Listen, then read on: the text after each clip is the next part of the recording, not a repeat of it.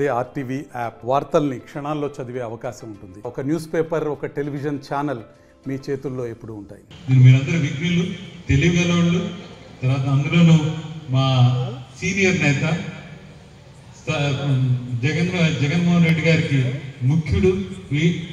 ఈయన మీకు చాలాసార్లు చెప్పే ఉంటారు, మోపిదేవి వెంకటరమణ గారు. కాబట్టి ఈసారి మీరు జగన్మోహన్ రెడ్డి గారిని, మమ్మల్ని దీవించాల్సిందిగా కోరుతున్నానండి. నమస్తే. రమేష్ గారితో పాటు నేను కూడా భాగస్వామ్యం అవుతాను. నా వంతుగా ఏదైనా అవసరం ఎక్కడైనా ఎంపీ ఫండ్స్ నుంచి ఏదైనా అవసరమైన నిధులు కావాలంటే కూడాను తప్పనిసరిగా నిధులు ఇచ్చి నా ఫండ్స్ కూడా ఇచ్చి మీ సమస్యలు పరిష్కారం చేసే దాంట్లో నేను కూడా భాగస్వామ్యం అవుతానని చెప్పి తెలియజేయడమే కాకుండా ప్రతి వ్యక్తి కూడా ఇవాళ రాజకీయపరమైన ప్రాధాన్యత కోరుకుంటున్నారు. ఇంత నెంబర్ ఉన్నప్పుడు మనకు అవసరమైనటువంటి, మనకు కావాల్సినటువంటి రాజకీయపరమైన గుర్తింపు ఏంటనేటువంటి ప్రశ్న కూడా ప్రస్తావన కూడా వస్తుంది. రానున్న రోజుల్లో జరిగేటటువంటి అంశాల్లో తీసుకునే నిర్ణయాల్లో తప్పనిసరిగా ఇక్కడున్న సామాజిక వర్గ యొక్క జనాభా పరిస్థితులు దృష్టిలో పెట్టుకుని స్థానికంగా ఉన్న సమస్యలు పరిగణలోకి తీసుకుని మీకు కూడా రాజకీయపరమైనటువంటి గుర్తింపునిచ్చే దాంట్లో నేను కూడా ముందంజలో ఉంటాను. ఎందుకంటే ఇంత నంబర్ ఉన్నప్పుడు నాయకత్వాన్ని బలపరచుకోవాల్సిన అవసరం ఉంది. నాయకత్వం ఉన్న లక్షణాలు ఉన్నటువంటి యువత చాలామంది ఉన్నారు. వాళ్ళందరినీ వెలుగులోకి తీసుకొచ్చి ఒక బలమైన నాయకత్వం తయారు చేసుకునే దాంట్లో మీకు కూడా గుర్తింపు తీసుకొచ్చే దాంట్లో నా వంతు సహాయ సహకారం నేను అందిస్తానని చెప్పి ఈ సందర్భంగా మీకు తెలియజేస్తూ, ఎక్కడా కూడా ప్యాకేజ్ స్టార్స్తో కానీ ప్యాకేజ్ విషయాలు కానీ కలబలి మాటలు కానీ నమ్మబాకండి.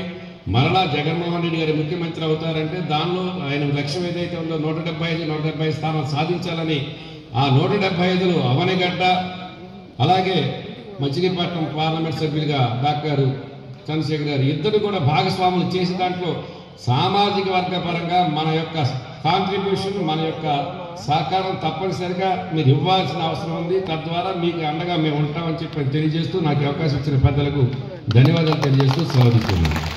ఎస్టిమేట్ ప్రకారం రేట్లు పెరిగినాయి. రేట్లు పెరిగితే ఏం చేయాలంటే మళ్ళా నబార్డుకు పంపిద్దామని చెప్పారు.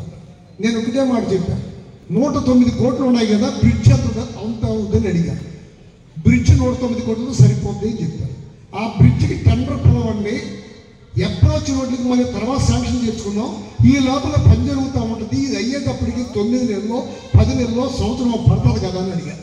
కానీ ఫైల్ కదల్లా. ఎన్నిసార్లు ప్రయత్నం చేసినా ఫైల్ కదలమా. ఎందుకు కదలలేదని చెప్పి ఎమ్మడబడితే నీ ఎమ్మెల్యే దానికి సపోర్ట్గా ఎవరి దగ్గర నుంచి ఒక లెటర్ తెచ్చుకోమన్నారు. ఏంటి ఎమ్మెల్యే సపోర్ట్కి లెటర్ తెచ్చుకోమన్నారు అని అనుమానం వచ్చి ఆర్ఎండ్బి మినిస్టర్ గారిని అడిగితే అదే ఉందన్నా లెటర్ ఇస్తామని చెప్పి ఆర్ఎండ్బి మినిస్టర్ గారు లెటర్ ఇచ్చారు. మళ్ళా కదలటలా. ఏంటంటే కదలటలేదంటే మీ ఎంపీ గారు దీన్ని నబార్డుకు పంపించమన్నాడు, ఆ 30 కోట్లు కూడా శాంక్షన్ అయిన తర్వాతే ఈ టెండర్ పిలవమన్నారు అని అడిగారు. అదేంటంటే మీ అందరికీ తెలిసింది కదా, ఆ బ్రిడ్జ్ వరకు శాంక్షన్ చేయండి, జగన్మోహన్ రెడ్డి గారితో ముఖ్యమంత్రి గారితో మాట్లాడుకుని ఆ 30 కోట్ల రూపాయలు మేము శాంక్షన్ తెచ్చుకుంటా ఉండంటే వాళ్ళు పంపించరు. సీఎం గారి దగ్గరికి వెళ్ళి కూర్చుంటే అక్కడ ఉన్న ఆయన క్యాగేసి ఎందుకు అది ఆపాలా, ఆ బ్రిడ్జ్ కడతా ఉంటారు, బ్రిడ్జ్ అయిపోతుందని చూపిస్తాం, ఈ లోపల ఆ 30 కోట్లు శాంక్షన్ చేసుకుంటాం అని చెప్పి ధనుంజయ రెడ్డి గారితో చెప్పిస్తే అప్పుడు సాగు బతుకుల మీద అది టెండర్కి వచ్చింది. ఆ టెండర్ ఎలక్షన్ దగ్గరికి రావడం మూలంగా టెండర్ వేసేవాళ్ళు కాంట్రాక్టులు రాలా. కారణం ఏంటంటే ఈ టైంలో బిల్లులు అవ్వటం, ఈ పని చేయడం కష్టం అని చెప్పి దాన్ని పట్టుకుని ఇవాళ చేంజ్ చేస్తాడు 6 నెలల్లో. మరిన్ని వీడియోస్ కోసం ఛానల్ ని సబ్స్క్రైబ్ చేయండి. లేటెస్ట్ అప్డేట్స్ కోసం వాట్సాప్ ఛానల్ ని ఫాలో చేయండి. అండ్ లింక్ డిస్క్రిప్షన్ లో ఉంది.